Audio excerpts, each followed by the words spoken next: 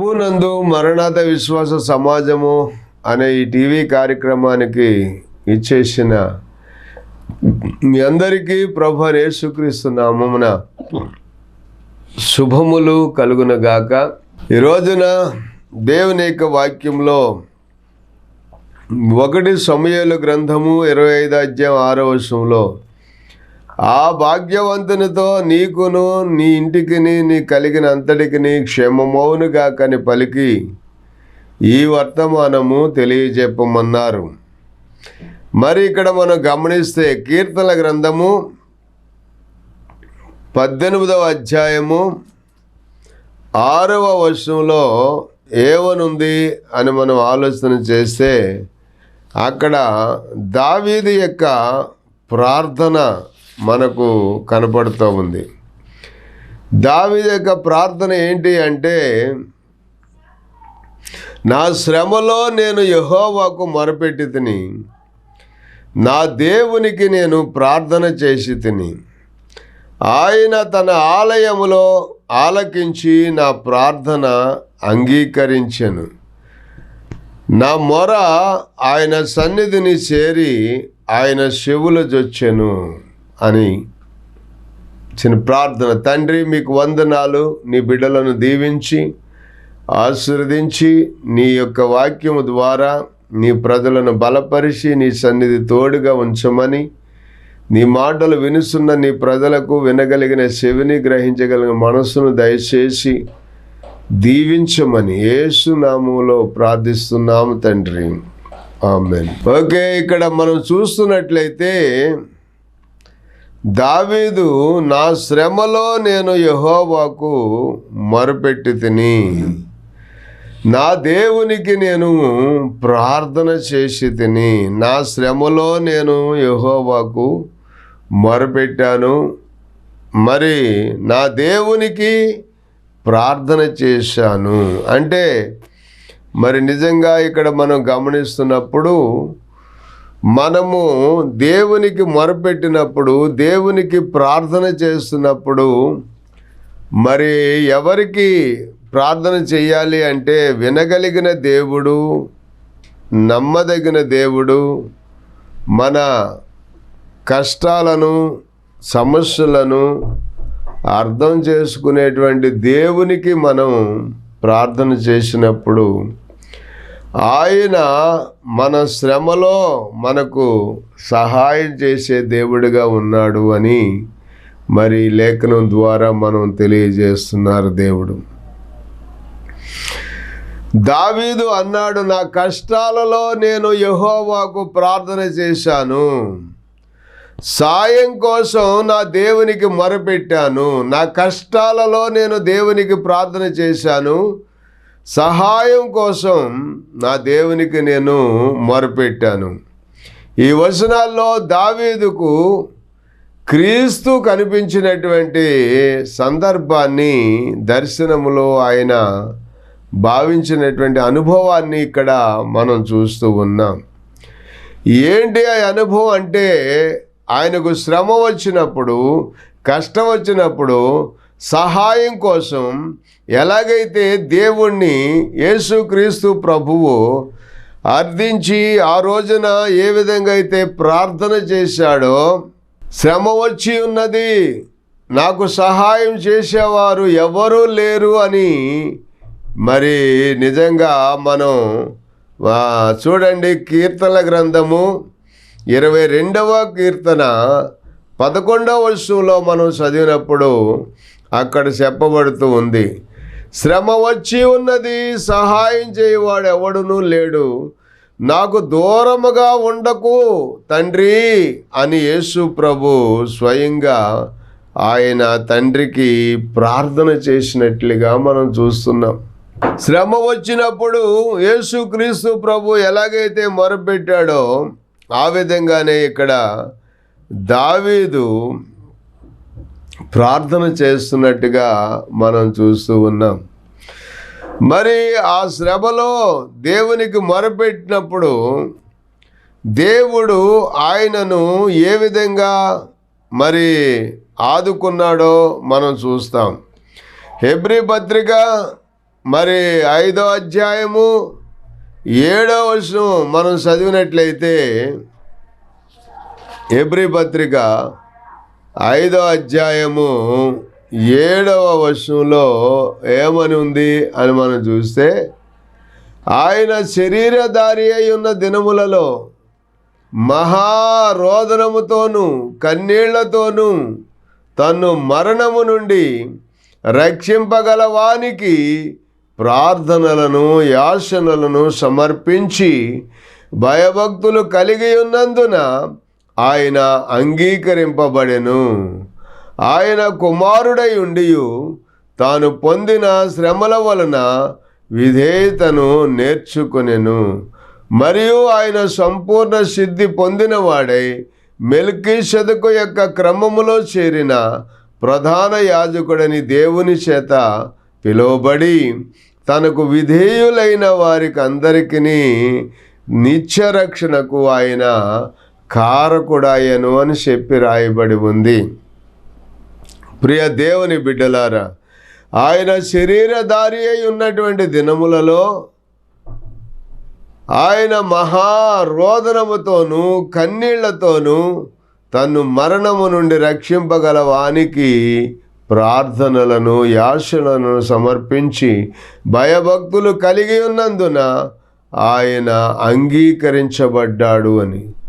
ఆయన కుమారుడై ఉండి కూడా మరి తాను పొందిన శ్రమల వలన విధేయత నేర్చుకున్నాడు అని. మరి మనం కూడా దేవుని సన్నిధానంలో జీవిస్తున్నప్పుడు ఎన్నో శ్రమలు వచ్చినా, కష్టాలు వచ్చినా, ఇబ్బందులు మరి ఎన్ని ఎదురైనప్పటికీ కూడా అవన్నీ కూడా మనకు విధేయతను నేర్పించడానికే, మనకు విధేయత కొరకే ఆ శ్రమలను దేవుడు అనుమతించాడు అని యేసుక్రీస్తు ప్రభు వలె మాదిరి జీవితాన్ని మనం కలిగి ఉండాలని ఈ లేఖనం ద్వారా మరి దేవుడు మనకు తెలియజేస్తూ ఉన్నాడు. ఎందుకంటే శ్రమలు శాశ్వతంగా ఉండవండి. శ్రమలు తాత్కాలికమే. ఆ తరువాత ఆ శ్రమలు జయించినటువంటి జీవితాలు మనం దేవుని యొక్క యేసుక్రీస్తు ప్రభు యొక్క జీవితంలో మాదిరికరంగా మనం చూస్తూ వస్తాం. చూడండి, ఆ మాటను గమనిస్తే అపోస్తల కార్యం 2వ అధ్యాయము 24వ వచనం మనం చదివితే అక్కడ ఏమనుంది అంటే, మరణము ఆయనను బంధించి ఉంచుట అసాధ్యము గనుక దేవుడు మరణ వేదనలు తొలగించి ఆయనను లేపెను అని చెప్పి. ఎందుకంటే ఇందాక మనం హెబ్రీ పత్రికలో మనం ఏమని చదువుకున్నాము, తన్ను మరణము నుండి తప్పించగల వానికి ప్రార్థనలను యాచనలను సమర్పించి ఆయన అంగీకరించబడ్డాడు అని చెప్పి మనం చూసాం కదా. ప్రియ దేవుని బిడ్డలారా, మరణము నుండి తప్పించగలవాడు తండ్రి అయినటువంటి దేవుడు యేసుక్రీస్తు ప్రభువుని మరి మరణము నుండి, సమాధి నుండి మరి ఆయన తప్పించి మరణపు వేదనలను తొలగించి అదుగో ఆయన సజీవునిగా లేపాడు. అది మనం 22వ వచనం దగ్గర చూస్తే, ఇశ్రాయేలు వారులారా ఈ మాటలు వినుడి, దేవుడు నజరేయుడగు యేసు చేత అద్భుతములను మహత్కార్యములను సూచక్రియలను మీ మధ్యను చేయించి ఆయనను తన వలన మెప్పు పొందిన వానిగా మీకు కనబరిచెను. ఇది మీరే ఎరుగుదురు. దేవుడు నిశ్చయించిన సంకల్పమును ఆయన భవిష్యత్ జ్ఞానమును అనుసరించి అప్పగింపబడిన ఈయనను మీరు దుష్టుల చేత సిలువ వేయించి చంపితిరి. అయితే మరణము ఆయనను బంధించి ఉంచుట అసాధ్యము. దేవునికి స్తోత్రం. గనుక దేవుడు మరణ వేదనలను తొలగించి ఆయనను లేపెను. అదే ఇక్కడ దావీదు యొక్క అనుభవంలో కూడా మరి ఆ విధంగానే ఆయన మరి ఆ శ్రమలు, ఆ శోధనలు, ఆ ఇబ్బందులు ఎదురైనప్పుడు వాటన్నిటిని కూడా జయించడానికి ఆయన మొదటగా ఏం నేర్చుకున్నాడంటే విధేయత నేర్చుకున్నాడు అని చెప్పి మరి ఆ లేఖనంలో మనం చూస్తూ ఉన్నాం. 2 సమూయేలు గ్రంథంలో ఇశ్రాయేలీయుల గోత్రాల మధ్య మరి అంతర్యుద్ధం మరి ఎప్పుడు అది జరుగుతూ ఉండేదట.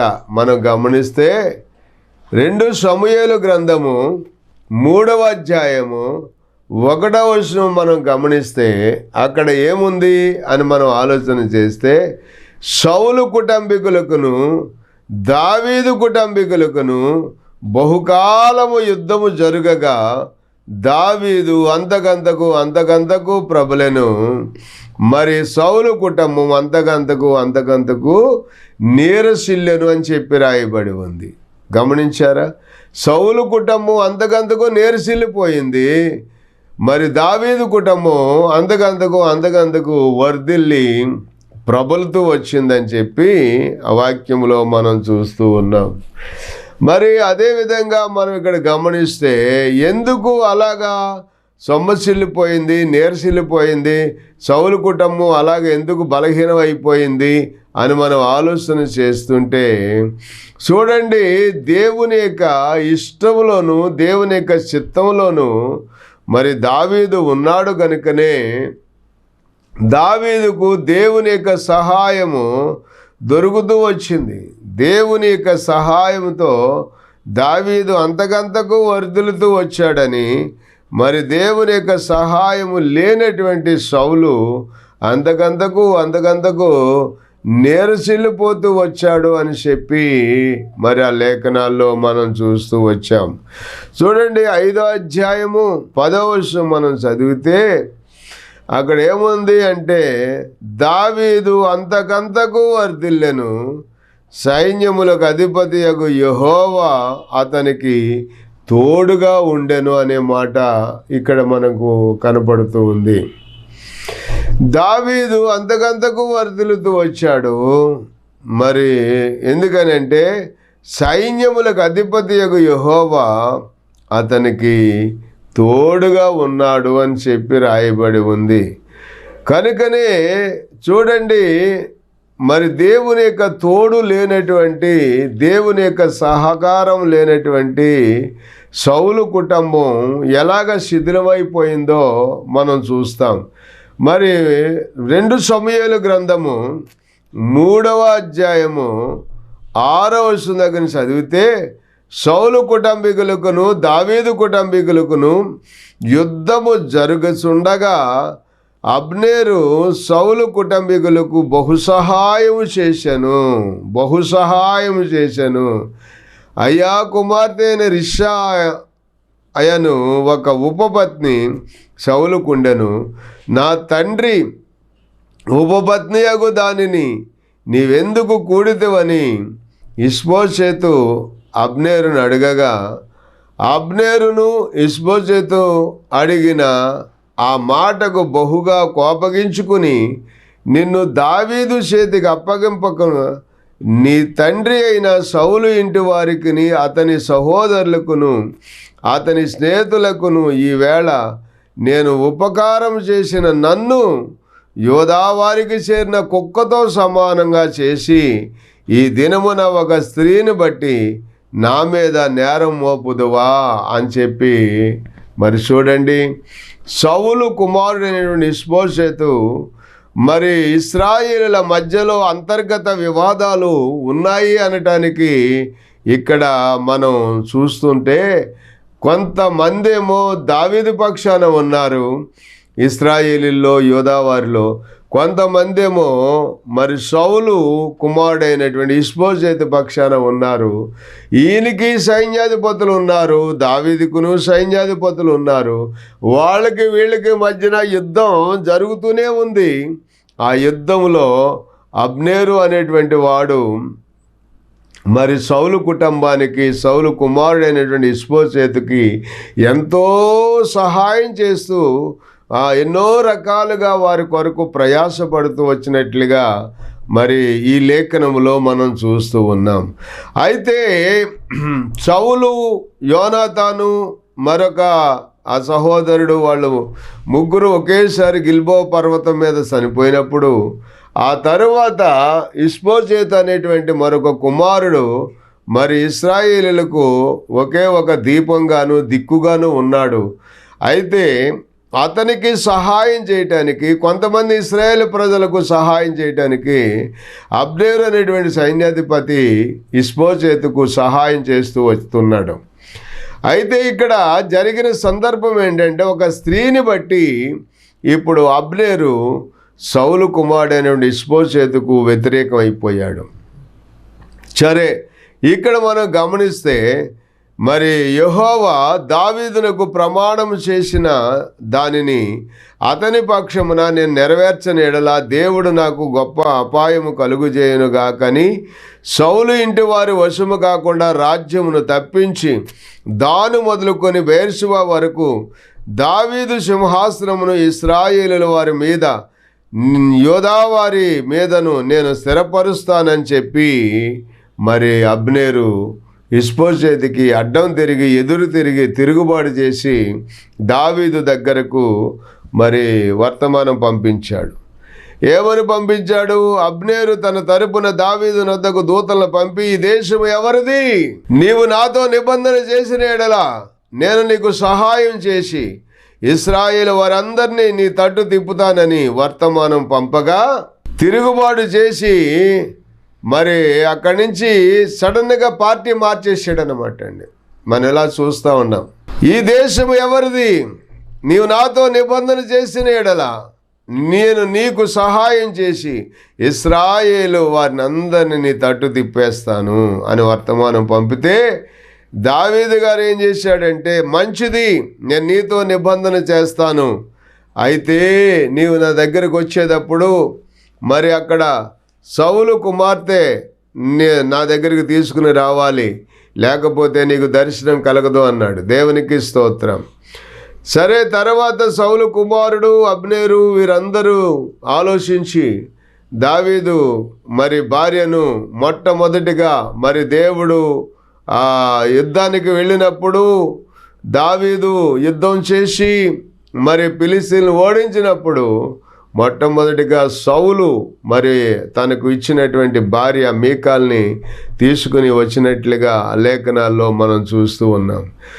ఇప్పుడు చూడండి, సౌలు రాజ్యము పోయింది, సౌలు యొక్క సైన్యాధిపతి పోయారు, సౌలు కుమారుడికి సహాయం చేసే వాళ్ళు వ్యతిరేకులైపోయారు, తిరుగుబాటు చేశారు. ఇదంతా కూడా మరి దేవుడు ఎవరి తట్టు తిప్పుతున్నారు అంటే ఇక్కడ అబ్నేరు చెప్పినట్లుగా ఈ దేశము ఎవరిది?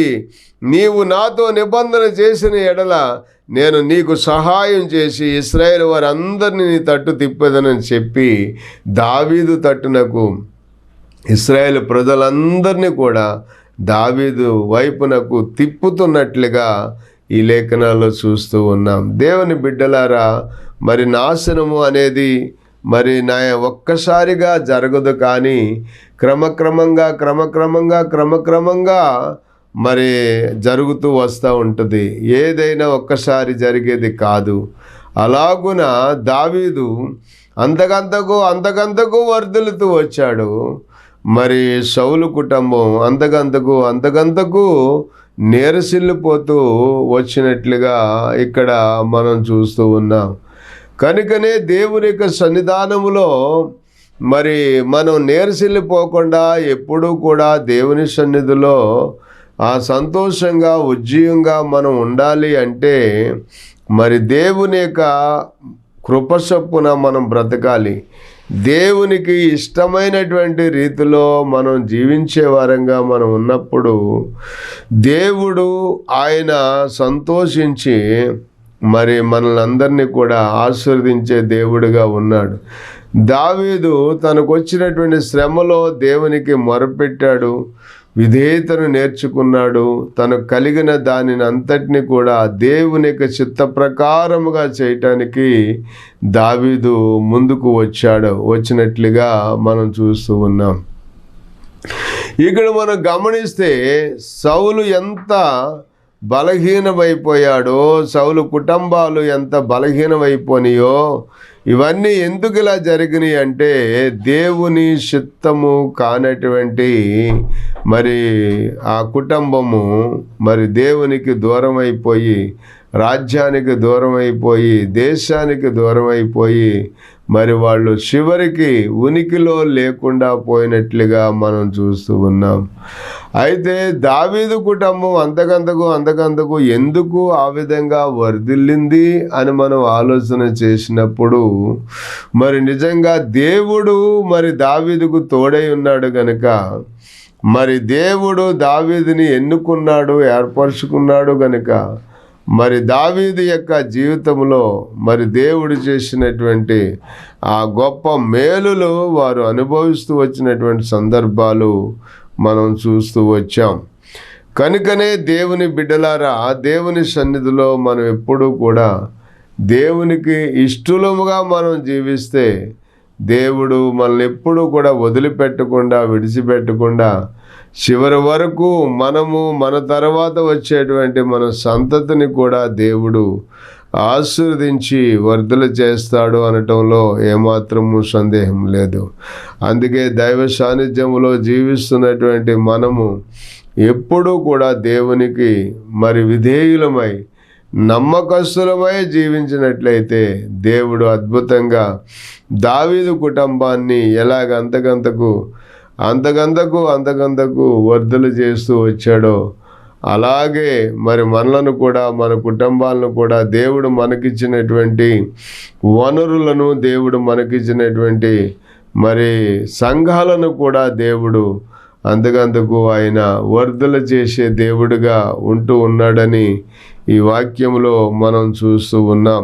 కీర్తన గ్రంథము 18వ కీర్తన 6వ వచనంలో మరొకసారి చదివితే, నా శ్రమలో నేను యెహోవాకు మొరపెట్టి తిని, నా దేవునికి ప్రార్థన చేసి తిని, ఆయన తన ఆలయములో ఆలకించి నా ప్రార్థన అంగీకరించెను. నా మొర ఆయన సన్నిధిని చేరి ఆయన చెవులు జొచ్చెను. నా మొర ఆయన సన్నిధిలో చేరింది. మనం ప్రార్థన చేసినప్పుడు తప్పనిసరిగా దేవుడు మన మొర ఆలకించాలి. ఆయన అంగీకరించే దేవుడిగా ఉన్నాడు, ఆలకించే దేవుడిగా ఉన్నాడని మనం విశ్వసించి దేవుని సన్నిధిలో మనం ప్రార్థన చేసినప్పుడు తప్పనిసరిగా మనలను మరి బలవంతులైనటువంటి వారి చేతిలోంచి కూడా దేవుడు మనలను విడిపించి రక్షించే దేవుడిగా ఉన్నాడు.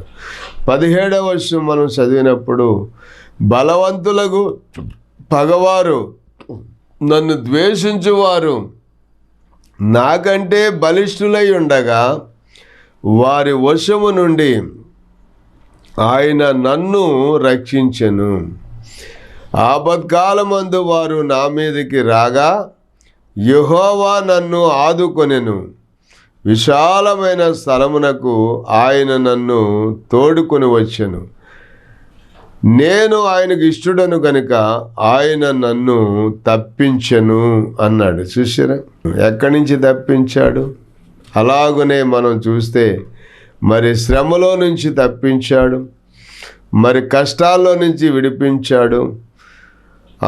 కొన్నిసార్లు ఆహారం లేక అరణ్యాల్లో అల్లాడిపోతున్న సమయాల్లో కూడా మరి నిజంగా బర్జిల్లాయి లాంటి వారిని మరి పంపించి మరి దావీదుతో కూడా ఉన్న మరి వారందరికీ కూడా ఆహారాన్ని పంపించి వారిని ఆదుకొని, వారిని కాపాడి, వారిని బలపరిచినటువంటి దేవుడిగా ఉంటూ ఉన్నాడు. అందుకనే ఆయన ఏం చెప్తాడంటే, బలవంతులకు పగవారు, నన్ను ద్వేషించువారు నాకంటే బలిష్ఠులై ఉండగా వారి వశము నుండి ఆయన నన్ను రక్షించెను. ఆపత్కాలమందు వారు నా మీదకి రాగా యెహోవా నన్ను ఆదుకొనెను. విశాలమైన స్థలమునకు ఆయన నన్ను తోడుకొని వచ్చెను. నేను ఆయనకు ఇష్టడను కనుక ఆయన నన్ను తప్పించెను. దేవునికి ఇష్టలమై ఉన్నప్పుడు దేవుడు మనలను ప్రతి విధమైన శోధల నుంచి మనల్ని తప్పిస్తాడు, రక్షిస్తాడు. మరి గతంలో మనం మరి ఎబ్బేజును గూర్చి మనం ధ్యానం చేస్తూ వచ్చినప్పుడు ఆయన దేవునికి ఇష్టమైన ప్రార్థన చేశాడు, దేవునికి అనుకూలమైన ప్రార్థన చేశాడు, దేవునికి నచ్చే ప్రార్థన చేశాడు, దేవుడు మెచ్చే ప్రార్థన చేశాడు. ఒకటి, నిశ్చయముగా నీవు నన్ను ఆశీర్వదించమన్నాడు. 2, మరి నా సరిహద్దులను విశాలపరచమన్నాడు. 3, నేను చెప్పాడు, నీ హస్తము, నీ చెయ్యి నాకు తోడుగా ఉండదయచేయమన్నాడు. 4, ప్రతి కీడు నుంచి నన్ను తప్పించమని ప్రార్థన చేశాడు. మరి ప్రతి కీడు నుంచి కూడా, ప్రతి శోధ నుంచి కూడా నన్ను తప్పించి రక్షించమని ప్రార్థన చేస్తే నిజంగా మరి ఆ భయంకరమైన పరిస్థితుల్లో నుంచి విడిపించడానికి ఎబ్బేజు చేసిన ప్రార్థన దేవునికి ఇష్టమైందంట. అందుకనే తన సహోదరులందరిలోని కంటే కూడా మరి ఎబ్బేజును ఘనంగా హెచ్చించాడు. అదేవిధంగా మరి దావీదు యొక్క జీవితంలో కూడా దావీదును తన సహోదరులందరిలోనూ కంటే కూడా మరి ఘనముగా ఎందుకు హెచ్చించాడు అని మనం ఆలోచన చేస్తే, దావీదు దేవుడు కోరుకున్నటువంటి మనిషి.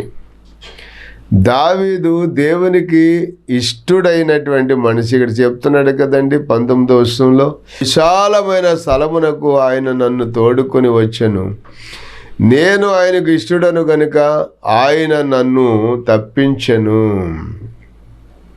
అందుకే దావీదుని తప్పించి రక్షించి కాపాడటానికి దేవునికి ఇష్టమైందంట. అలాగే దేవునికి ఇష్టమైన ప్రార్థన చేసిన ఎబ్బేజును దేవుడు ఎంతో దీవించాడు. దేవునికి ఇష్టమైన మనుషుడిగా ఉన్నటువంటి దావీదును కూడా దేవుడు ఆశీర్వదించి తనకున్నటువంటి శ్రమల్లో నుంచి మరి ఆయన తప్పించి కాపాడి అద్భుతమైన విజయాన్ని ఇచ్చినట్లుగా మనం ఆ లేఖనాల్లో మనం చూస్తూ ఉన్నాం. కాబట్టి దేవుని యొక్క సన్నిధానములో ఎటువంటి యుద్ధాలు వచ్చినా, పోరాటాలు వచ్చినా, ప్రతికూలతలే వచ్చినా, ఇక్కడ దావీదు సౌలు ఇంటి వారికిని దావీదు ఇంటి వారికిని బహుకాలము యుద్ధాలు జరుగుతూ వచ్చినప్పటికీ కూడా దేవుని చిత్తము కొరకు కనిపెట్టి ప్రార్థించినటువంటి దావీదు యొక్క జీవితంలో అంతకంతకు అభివృద్ధి కలిగింది, కానీ ఎక్కడా కూడా ఓడిపోయిన సందర్భాలు కనపడలేదు. నిజమే, చాలాసార్లు బలహీనులు అయిపోయాం అనుకుంటాం. మనకంతా ఏమీ లేదు, ఇక మన పని ఇంతే అనుకుంటాం. కానీ దేవుడు ఖచ్చితంగా మనకు ఒక మంచి రోజు వస్తుంది, ఉన్నతమైన స్థానంలో దేవుడు హెచ్చిస్తాడు. దావీదుని ఎలాగైతే దీవించాడో అలాగే మిమ్ములను, మీ కుటుంబాలను కూడా దేవుడు దీవించి ఆశీర్వదించి ఉన్నతమైన స్థానాల్లో హెచ్చించి వర్ధల చేయును గాక. ఆమెన్. ప్రార్థన. తండ్రి, మీకు వందనాలు. నీ బిడ్డలను ఆశీర్వదించిన ఆయన దావీదు కుటుంబానికి, సౌలు కుటుంబానికి బహుకాలము యుద్ధం జరిగినప్పటికీ కూడా అయ్యా, మరి సౌలు కుటుంబం అయితే అంతకంతకు నేర్సిల్లిపోయిందన్నారు, మరి దావీదు కుటుంబం అయితే అంతకంతకు వర్ధిల్లి ప్రబలను అని చెప్పి నీ లేఖనం సెలవిస్తుంది కనుక, అలాగే నీ సన్నిధిలో నీ బిడ్డలను, నాయనా కుటుంబాలను ప్రభువా నీవే ఆశీర్వదిస్తే వారు ఎప్పటికీ ఆశీర్వాదకరంగానే ఉంటారు. కాబట్టి మీరే మమ్మల్ని ఆశీర్వదించి నీ ఆశీర్వాదంతో నింపి దావీదు కుటుంబాన్ని దీవించినట్లుగా మరి బిడ్డల కుటుంబాలను కూడా దీవించి ఆశీర్వదించండి. యేసు నామములో ప్రార్థిస్తున్నాము తండ్రి. ఆమెన్. వందనాలు.